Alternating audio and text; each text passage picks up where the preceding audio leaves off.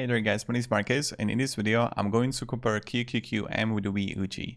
I'm someone who loves analyzing ETFs, and I'm really happy if you would share with me down below in the comments your own thoughts on QQQM and VUG, maybe even your investment strategy that you got, and also if you have your own ideas or like if you have some ETFs that you would like me to analyze and compare, also share it down below in the comments.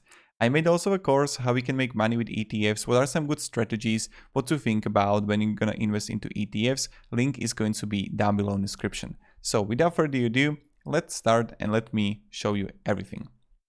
Now, first, let's talk about the QQQM, what is it and how it actually works and why there is an ETF called QQQM.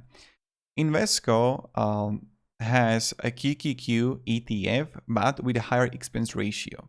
They didn't want to lower the expense ratio for new upcoming investors, only because like they got good money from it, from the expense and from the management fees.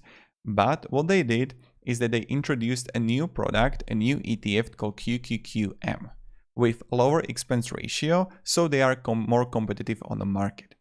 QQQM is copying Nasdaq 100 index, completely the same as a QQQ, but the liquidity is right now smaller.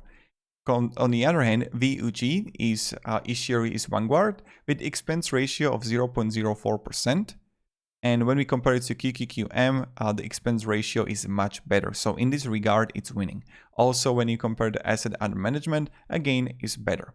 The Asia large growth, the US large growth, comparing to 100 index, I can really say like which one is better. Number of holdings, 287, it's more diversified comparing to QQQM. And when we go even further, let me show you the performance now. QQQM, when you come here for the last month, 7.91%, VUG 8.26%. So even the performance is a little bit similar, 43%. And so that's pretty much it. I don't really know what to talk about when we compare the performance to the future.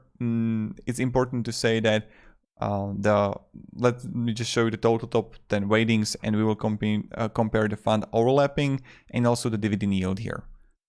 Like it's VUG is better in this regard that the expense ratio is smaller and the assets under management are higher, and you got the more diversified portfolio comparing to QQQM. Now, right here, when we compare the holdings, you see the technology is 57% on the regard of VUG, consumer cyclicals 20%, that's 77.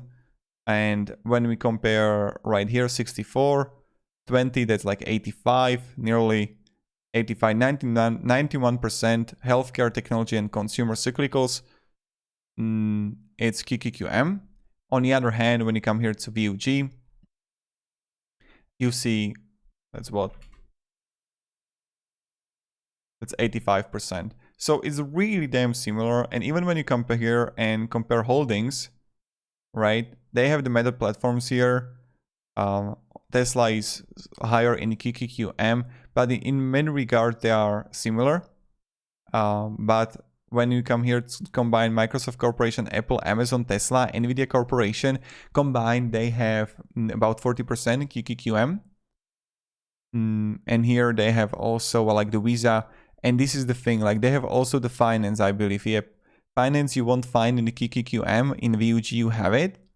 Now, when we compare the fund overlapping, I prepared it for you. Look at this, 66.3% of QQQ's M101 holdings are also in the VUG. On the other hand, 23.6% of VUG 209 holdings are also in the QQQM.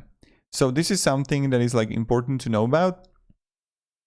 And these informations are also important. Then you see like also the overlapping here. So that's another thing to think about. And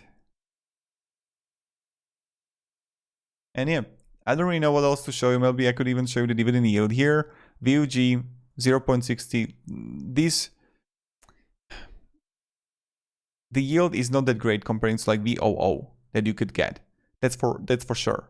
VOO got much higher dividend yield. Look at this, comparing to both of these. But it is what it is. And that's something that you can think about. Now, when we compare it,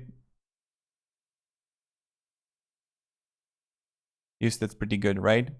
So I don't know what else to share with you. To summarize this whole video, VUG is winning in expense ratio, in assets under management, in number of holding, because it's more diversified comparing to QQQM. They're both heavily focused on technological stocks and also for consumer stocks, consumer cyclicals, and then healthcare.